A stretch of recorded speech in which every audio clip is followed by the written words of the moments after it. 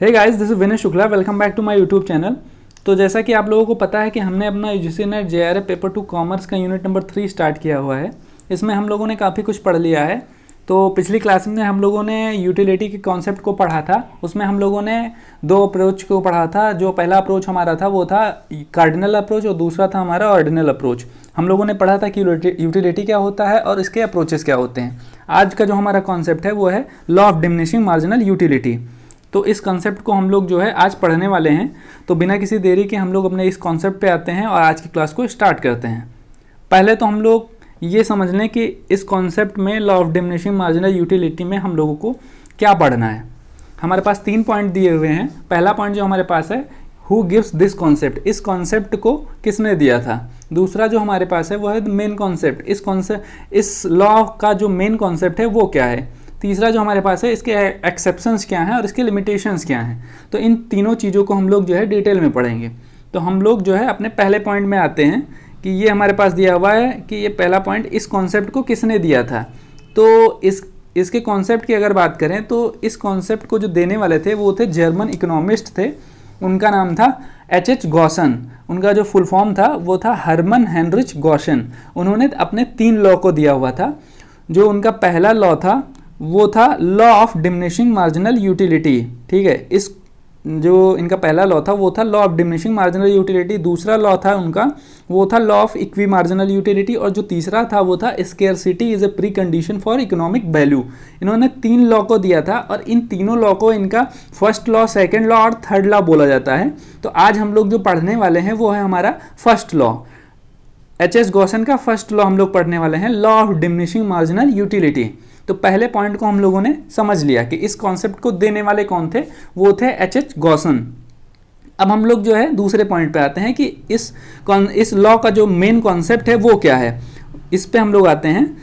इसको समझने के लिए हम लोग जो है, एक मिनट, इसको समझने के लिए हम लोग इस तरीके से समझते हैं कि हम लोग एक एग्जाम्पल की मदद से इसको समझने की कोशिश करते हैं।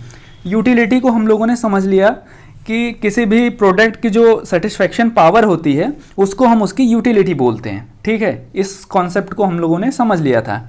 अब हम लोग जो है law of diminishing marginal utility को समझने के लिए एक एग्जांपल लेते हैं। सपोज दैट कि हमारे पास जैसे हम लोग समझते हैं कि ये है मिस्टर राम, ये जो है इनको बहुत तेज़ से प्यास लगी हुई है। ये अपने घर पे आते हैं, ठीक है, और पानी का जो है वाटर का डिमांड करते हैं। इनको वाटर प्रोवाइड किया जाता है। ये जो है पानी को पीना शुरू करते हैं, जैसे इस तरीके से हम लोग समझते हैं। ठीक है, ये मिस्टर राम हैं, ये पानी पीना शुरू करते हैं। ठीक है, ये पहला ग्लास जब पानी पीते हैं तो इनको उससे जो सेटिस्फेक्शन मिलता है वो सेटिस्फेक्शन बहुत हाई होता है। फिर ये जो है दूसरा ग्लास पानी पीते हैं, उससे मिलने वाला जो सेटिस्फेक्शन होता है वो थोड़ा कम होता है उससे। फिर तीसरा ग्लास पीते हैं, उससे मिलने वाला जो सेटिस्फेक्शन है वो थोड़ा कम होता है। फिर ऐसे ऐसे करके इन्होंने जो है 4 से 5 ग्लास को पानी पिया। ठीक है, जो एक एडिशनल जो ग्लास ये पानी पी रहे हैं उससे मिलने वाला जो इनको सेटिस्फेक्शन मिल रहा है वो धीरे धीरे करके डिक्लाइन हो रहा है, मीन्स कम होता जा रहा है। पहला ग्लास जब इन्होंने पानी पिया था तो उससे मिलने वाला जो सेटिस्फेक्शन था वो बहुत हाई था। फिर उससे जब दूसरा ग्लास इन्होंने पिया तो उससे थोड़ा कम, फिर तीसरा जब इन्होंने पिया तो उससे कम। मीन्स ये हम कहें कि एक एडिशनल ग्लास का जब इन्होंने पानी पिया तो उससे मिलने वाला जो सेटिस्फेक्शन था वो धीरे धीरे करके डिक्लाइन होता गया, मीन्स गिरता गया। ठीक है, तो वही चीज़ ये लॉ कहता है। ठीक है, उसी कॉन्सेप्ट को ये लॉ बताता है कि इसको हम लोग पढ़ लेते हैं। According to law of diminishing marginal utility derived from the consumption of every additional unit of any commodity or service diminishes step by step if other thing remain constant। ठीक है, जो अदर थिंग्स हैं, जो other factor हैं, अगर वो constant हैं तो एक एडिशनल यूनिट के कंजम्पशन से जो उससे मिलने वाला जो सेटिस्फेक्शन होता है वो स्टेप बाय स्टेप डिक्लाइन करता रहता है। ये लॉ यही बताता है। तो आई थिंक आप लोगों को क्लियर हो गया होगा कि law of diminishing marginal utility क्या बताता है। आगे हम लोग पढ़ते हैं। It means that as and when the quantity or number of commodity with us increases, importance of that commodity for us decline. means एक जैसे जैसे हमारे पास क्वांटिटी ऑफ कमोडिटी बढ़ता रहता है वैसे वैसे उसकी इंपॉर्टेंस जो है वो घटती रहती है. In other words, as and when we consume additional unit of any commodity, utility derived for such consumption decline step by step. means उसकी जो कंजम्पशन एक एडिशनल यूनिट पे कंजम्पशन करने पे उसकी जो सेटिस्फेक्शन पावर है वो धीरे धीरे स्टेप बाय स्टेप डिक्लाइन करती रहती है. First this trend was marked by German economist H.H. Gaussian. इसको जो पहले इस कॉन्सेप्ट को जो पहले नोटिस करने वाले थे वो थे German economist H.H. Gossen, and it was called as law of diminishing marginal utility. इसको हम लोग डिमिनिशिंग मार्जिनल यूटिलिटी बोलते हैं. This known as Gossen first law. ठीक है, इसको गॉसन का फर्स्ट लॉ भी कहते हैं. Although the first scientific explanation was given by professor Marshall. मतलब इसका जो साइंटिफिक एक्सप्लेनेशन था उसको जो है प्रोफेसर मार्शल ने दिया था. ठीक है, जो कॉन्सेप्ट था वो पहले तो दिए थे H.H. गॉसन ने दिया था कॉन्सेप्ट को, लेकिन जो इसका साइंटिफिक एक्सप्लेनेशन था उसको देने वाले थे वो थे प्रोफेसर मार्शल. ठीक है, तो आई थिंक आप लोगों को क्लियर हो गया होगा कि लॉ ऑफ डिमिनिशिंग मार्जिनल क्या कहता है. मींस कि एक एक्स्ट्रा या एक एडिशनल यूनिट को कंज्यूम करने पे जो उससे मिलने वाला हमको सेटिस्फैक्शन है, उससे मिलने वाला जो यूटिलिटी है वो डिमिनिश होती रहती है स्टेप बाय स्टेप. तो यही ये लॉ बताता है. ओके, तो आगे हम लोग जो है ओके, तो आई थिंक आप लोगों को एकदम क्लियर हो गया हो. आगे हम लोग बढ़ते हैं. अब हम लोग इसको जो है टेबल की मदद से समझेंगे. Law of diminishing marginal utility may be explain with the help of a table as well as diagram also. The table given below shows the unit consumed and utility derived from the consumptions of those unit of bread is consumption order. ठीक है, ये हमारे पास एक जो है commodity दिया हुआ है, मीन्स एक प्रोडक्ट दिया हुआ है ब्रेड, और इससे मिलने वाली जो हमारी यूटिलिटी है उसका जो है ये दिया हुआ है. हमारे पास जब हम एक यूनिट के ब्रेड को कंज्यूम करते हैं तो हम उससे मिलने वाला जो यूटिलिटी है वो है 50. ठीक है, फिर दूसरे यूनिट को जो हम कंज्यूम करते हैं तो उससे मिलने वाला जो यूटिलिटी है वो 40 हो जाता है, मीन्स डिक्लाइन कर जाता है. जो तीसरे यूनिट, जब हम तीसरे यूनिट ब्रेड को यूज़ करते हैं तो हमारे पास मिलने वाला जो यूटिलिटी है वो 30 हो जाता है, मीन्स और डिक्लाइन हो गया. फोर्थ यूनिट को कंज्यूम करते हैं फिर 20 हो जाता है. फिफ्थ यूनिट को कंज्यूम करते हैं 10 हो जाता है. सिक्स्थ यूनिट को जब हम कंज्यूम करते हैं तो यूटिलिटी उससे मिलने वाला वो 0 हो जाता है, मीन्स मार्जिनल यूटिलिटी हमारे पास 0 हो जाती है. फिर जब हम सेवंथ यूनिट को कंज्यूमशन करते हैं तो उससे मिलने वाला जो यूटिलिटी है वो डिक्लाइन कर जाती है, मीन्स माइनस में, निगेटिव में चली जाती है. मीन्स इससे क्या पता चलता है हमको कि जो मार्जिनल यूटिलिटी है हमारी वो माइनस में भी चली जाती है. ठीक है, एक पॉइंट पे ऐसे डिक्लाइन करते करते करते करते फिर 0 पे आती है, 0 से ये निगेटिव में चली जाती है. ठीक है, इसी चीज को हम लोग अच्छे से और समझेंगे एक डायग्राम की मदद से. आगे हम लोग बढ़ते हैं. ये हमारा डायग्राम दिया हुआ है. ये देखिए, जब एक यूनिट का जब कंजम्पशन करते थे हम लोग ब्रेड का तो हमारे पास जो यूटिलिटी थी वो 50 यूनिट की थी. ठीक है, फिर जब 2 यूनिट का हम लोग कंजम्पशन करने लगे तो ये 40 यूनिट हो गया. फिर 30 यूनिट हो गया जब 3 यूनिट का करने लगे. फिर 40 यूनिट हो गया जब 4 यूनिट का करने लगे. फिर 10 यूनिट हो गया जब 5 यूनिट का करने लगे. यूटिलिटी जो हमारी MU है, मार्जिनल यूटिलिटी, वो 0 हो गई. जब हम 6 यूनिट का कंजम्पशन करने लगे तो यूटिलिटी जो हमारी है वो 0 हो गई. ठीक है, और जैसे हम लोगों ने 7th यूनिट का कंजम्पशन किया, ये देखिए, तो हमारी जो यूटिलिटी है उससे मिलने वाली यूटिलिटी वो 0 हो गई. ठीक है, मीन्स इसको इस तरीके से अगर हम समझें कि जैसे एक व्यक्ति को, जैसे हम लोगों ने मिस्टर राम का जो एग्जाम्पल लिया हुआ था जिसमें इन्होंने जो है पानी पी रहे थे वो, तो जैसे 1 गिलास पानी उन्होंने पिया तो उससे मिलने वाला जो यूटिलिटी था, उससे मिलने वाला जो सेटिस्फेक्शन था वो बहुत ज़्यादा था. फिर उससे कम, फिर उससे कम, फिर उससे कम, फिर उससे कम. फिर एक समय ऐसा आएगा कि जब वो ग्लास पानी पिएंगे तो उससे मिलने वाला जो उनको सेटिस्फेक्शन है वो 0 हो जाएगा, मीन्स जो है वो एकदम निगेटिव हो मतलब 0 हो जाएगा. फिर उसके बाद भी अगर वो पानी पीना नहीं बंद करते हैं तो उससे मिलने वाला जो सेटिस्फेक्शन है वो निगेटिव में चला जाएगा. ठीक है, कि वो सेटिस्फाइड ही नहीं होंगे, वो मीन्स निगेटिव में चले जाएंगे. ठीक है, तो this is all about marginal utility and the concept of law of diminishing marginal utility. ठीक है, तो आई थिंक आप लोगों को एकदम क्लियर हो गया होगा कि law of diminishing marginal utility क्या बताता है. हमने टेबल की मदद से भी समझ लिया, हमने डायग्राम की मदद से भी समझ लिया, और उसके थ्योरेटिकल कॉन्सेप्ट को भी हम लोगों ने समझ लिया. मीन्स जो लॉ ऑफ डिमिनिशिंग यूटिलिटी है वो सिंपल भाषा में अगर बोलें तो एक एडिशनल यूनिट के कंजम्पशन से उससे मिलने वाला जो सेटिस्फेक्शन होता है वो डिक्लाइन करता रहता है स्टेप बाय स्टेप. उसी लॉ को हम लोग क्या बोलते हैं, law of diminishing marginal utility.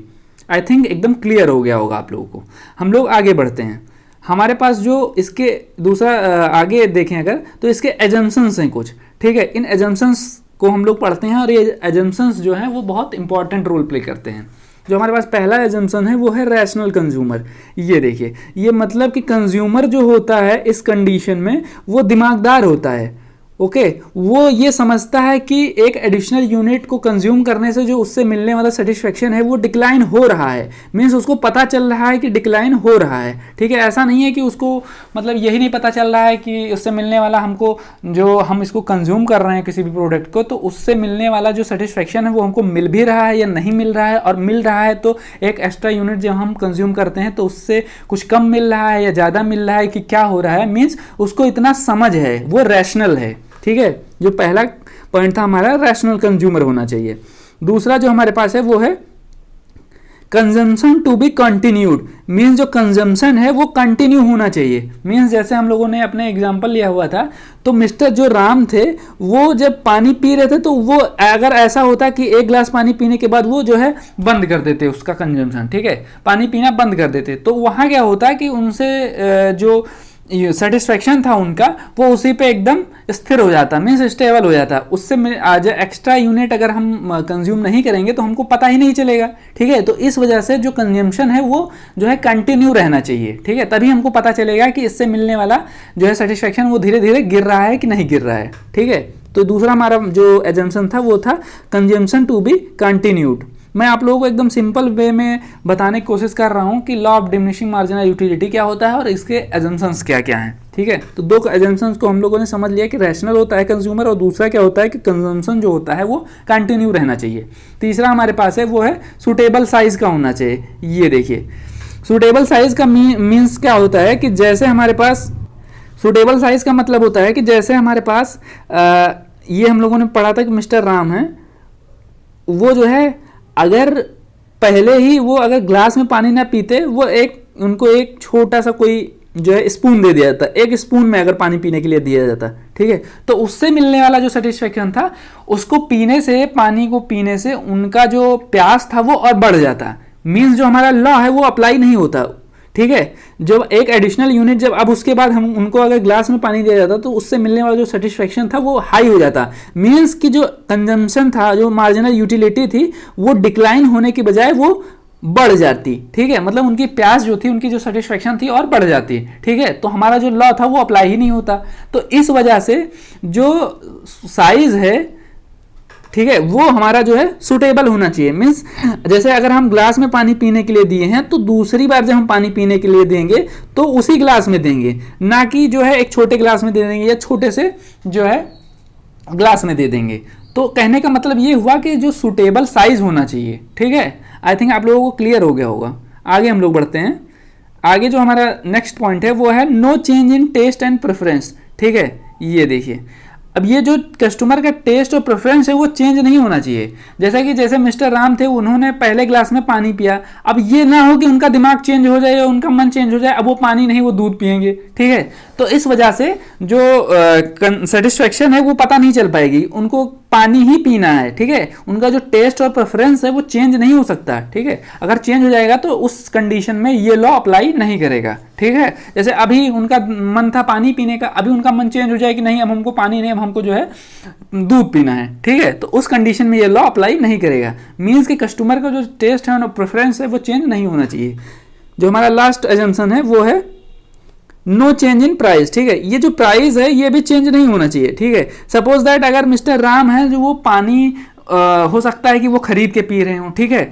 तो क्या है कि जैसे एक गिलास पानी हमको 5 रुपए में मिलता था, ठीक। अभी क्या हुआ कि एक गिलास पीने के बाद उसका जो रेट है वो 1 रुपया हो गया, ठीक है। तो क्या होगा कि मिस्टर राम जो है वो सोचेंगे और पिए और पिए और पिए, या फिर जो 5 रुपए का ग्लास था वो 20 रुपए का हो गया। तो मिस्टर राम क्या सोचेंगे कि रहने दो, जितना हमने पिया उसी से जो हमको सेटिस्फेक्शन मिला वो बस काफ़ी है, क्योंकि हमारे पास उतना मनी नहीं है या उतना हमारे पास जो है पैसे नहीं है उस पर खर्चा करने के लिए। तो उस कंडीशन में भी लॉ जो है अप्लाई नहीं करेगा।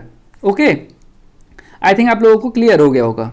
आगे हम लोग बढ़ते हैं। ये थे कुछ assumptions law of diminishing marginal utility को, इसको जो है हम लोगों ने पढ़ लिया।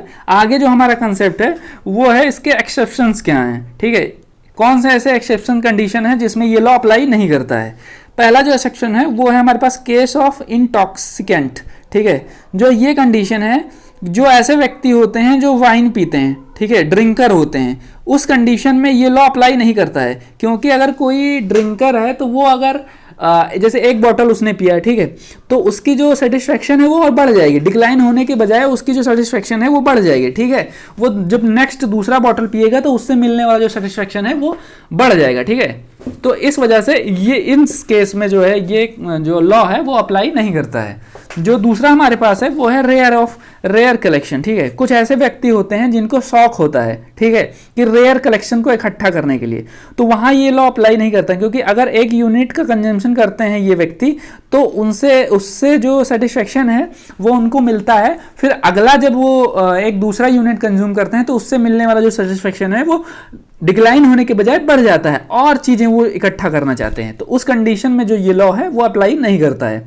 आगे देखते हैं हम लोग एप्लीकेशन ऑफ मनी के केस में भी ये लॉ अप्लाई नहीं करता, क्योंकि पैसा जो है वो किसी को बुरा नहीं लगता है, ठीक है। जिसके पास जितना पैसा है, ठीक है, उसको उतना और चाहिए। जैसा किसी व्यक्ति के पास 1000 रुपये मिला तो वो ये नहीं कहेगा जब दूसरा नेक्स्ट उसको 1000 मिलेगा तो ये नहीं कहेगा कि नहीं भैया इससे मिलने वाला जो सेटिस्फेक्शन है वो कम हो गया, मतलब ये पैसे हमको नहीं चाहिए, इससे मिलने वाला सेटिस्फेक्शन कम हो जाएगा, ठीक है। तो उस कंडीशन में, पैसे की कंडीशन में ये लॉ अप्लाई नहीं करता, क्योंकि हर व्यक्ति को पैसा चाहे जितना मिल जाए उसको वो सेटिस्फाइड नहीं हो सकता।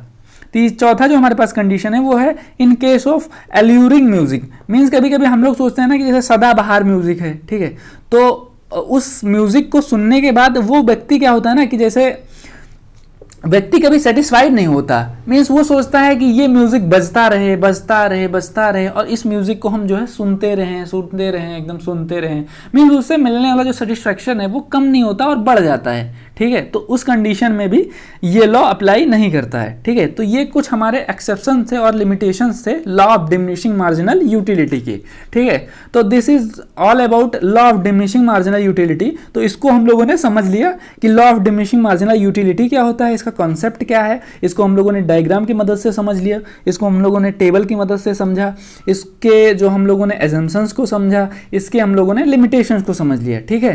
तो इससे रिलेटेड जो भी क्वेश्चंस आएंगे एग्जाम में तो आई थिंक आप लोग इसको अच्छी तरीके से सॉल्व कर लेंगे। आगे जो हमारा नेक्स्ट कॉन्सेप्ट है आज का वो है, हम लोग पढ़ लेते हैं। ये हमारे पास कॉन्सेप्ट है कंज्यूमर बजट, ठीक है। इस चीज को हम लोग क्यों पढ़ते हैं, पहले तो ये जान लेना जरूरी है कि ये इस कॉन्सेप्ट को हम लोग पढ़ते क्यों हैं। जब हम लोगों ने आईसी कर्व को पढ़ा था, इंडिफरेंस कर्व को पढ़ा था, तो वहां हम लोगों ने जाना था कि 2 कॉम्बिनेशन ऑफ गुड्स होती हैं, उससे मिलने वाला जो सेटिस्फेक्शन होता है वो कंज्यूमर के लिए इक्वल होता है, ठीक है।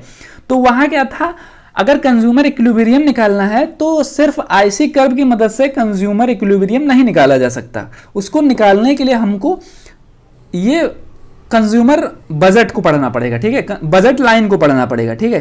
क्योंकि कंज्यूमर का इक्विलिब्रियम पॉइंट वहां होता है कि जहां जब जो इंडिफरेंस कर्व है वो टेंजेंट होता है बजट लाइन के, ठीक है, वो उस पॉइंट को हम लोग क्या बोलते हैं, कंज्यूमर इक्विलिब्रियम पॉइंट। जैसे ये देखिए, ये हमारा बजट लाइन है, ठीक है।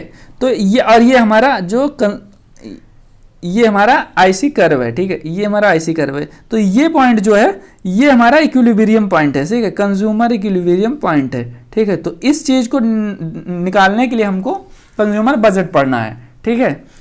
तो कंज्यूमर बजट को इस तरीके से हम लोग समझते हैं, जैसे एक एग्जांपल के तौर पे अगर समझे तो अगर कोई जैसे आपस में व्यक्ति लोग बात करते हैं कि तुम्हारी औकात क्या है, ठीक है, तो उस तरीके से समझने के लिए कि मतलब कंज्यूमर की औकात क्या है, ठीक है, मतलब कंज्यूमर के पास किसी भी प्रोडक्ट पे खर्चा करने के लिए उसके पास टोटल इनकम कितना है, मीन्स टोटल बजट कितना है। तो उसी चीज को हम लोग जो है कंज्यूमर बजट बोलते हैं। तो आइए हम लोग जो है इसको पढ़ लेते हैं।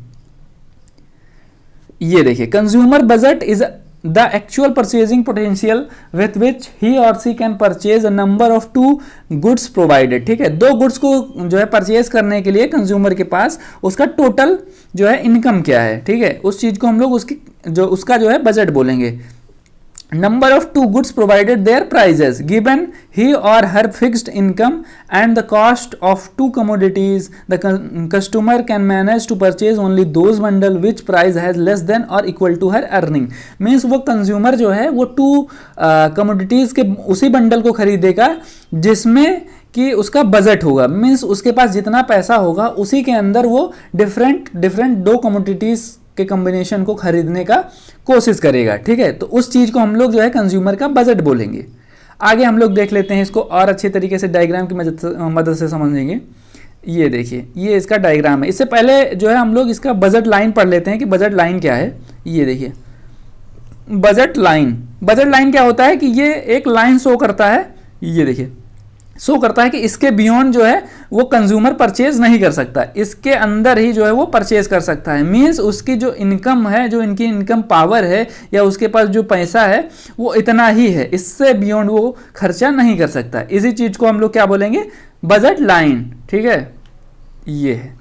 It is a line showing different possible combinations of good one and good two, which a consumer can buy given his budget and the price of good one and good two. Anywhere on the budget line, a consumer can spread his entire income either on good one and good two or both good one and good two. वो इस consumer जो है वो इस line पे कहीं भी अपने पूरे इनकम को खर्चा कर सकता है। वो गुड एक पे, यहाँ पे जैसे गुड वन है, ठीक है, गुड टू है ये और गुड वन है ये। ठीक है, तो इस पे या तो वो गुड वन को पूरा खरीद ले या फिर गुड टू को पूरा खरीद ले। ठीक है, तो ये कहीं भी इस लाइन के अंदर में कहीं भी अपना जो है सारा इनकम खर्चा कर सकता है, वो चाहे गुड वन टू पे हो या गुड वन पे हो। ठीक है, इस चीज को, इस लाइन को हम लोग बजट लाइन बोलेंगे।